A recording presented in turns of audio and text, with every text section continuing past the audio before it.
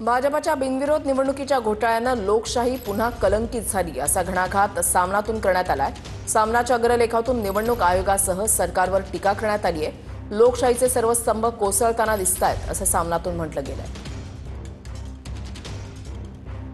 काय म्हटलेल्या सामनामध्ये भाजपचे हस्तक म्हणून काम करणारे ज्ञानेश कुमार फक्त दिल्लीतच नाहीत, जिल्हा आणि तालुका पातळीवर देखील भाजप पुरस्कृत ज्ञानेश कुमारांच्या नेमणुका करून घेतल्यानेच कुणाचे अर्ज फेटाळायचे, कुणाचे बाद करायचे,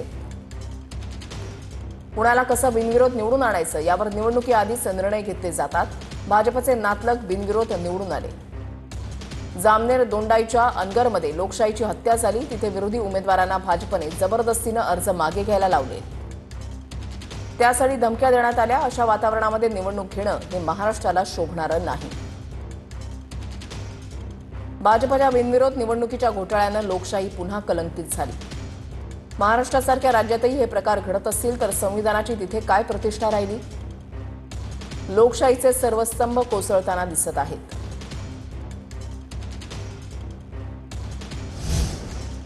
आणखीन एक महत्त्वाची बातमी, अमरावती जिल्ह्यामधल्या तिवसा तालुक्यामध्ये भूकंपाचे आता धक्के जाणवलेले आहेत। शिवणगावमध्ये सलग दुसऱ्या दिवशी भूकंपाचे सौम्य धक्के जाणवलेत।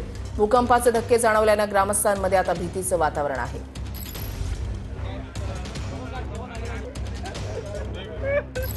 सत्तेत वाटा देऊ पण संघटनेत अजिबात वाटा देणार नाही असं संभाजी निलंगेकर यांनी म्हटलंय।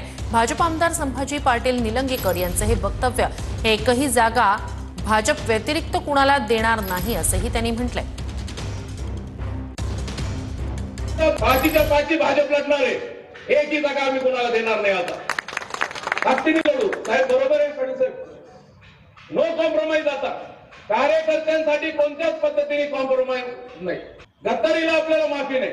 तुम्ही या, आमच्याशी बोला, सत्तेमध्ये म्हणाल तो वाटा देऊ पण संघटनेमध्ये जराही वाटा तुम्हाला देणार नाही, हे देखील मी आपल्याला सांगतो।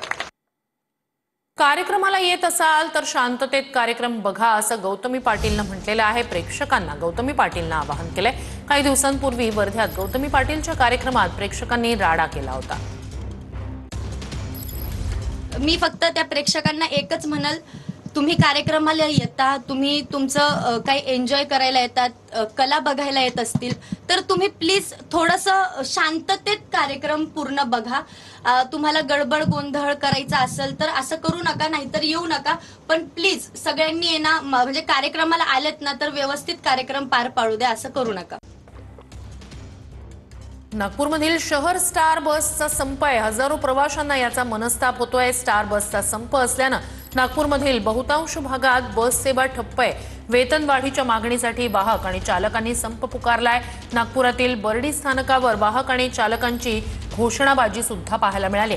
बस चालकांच्या संपाला राष्ट्रवादीनं पाठिंबा दिलाय।